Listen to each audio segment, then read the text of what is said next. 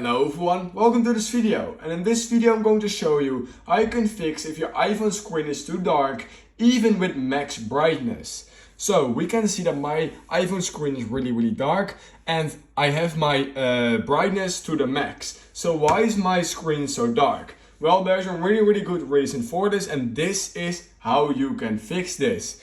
So yeah, the first thing you want to do is you want to go hop into settings, scroll down till you find accessibility right here.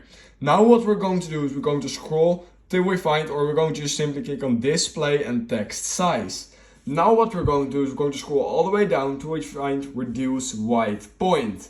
Now we're going to disable this, and now your iPhone screen is much more bright. We can see the difference if I enable and disable it. It's absolutely insane.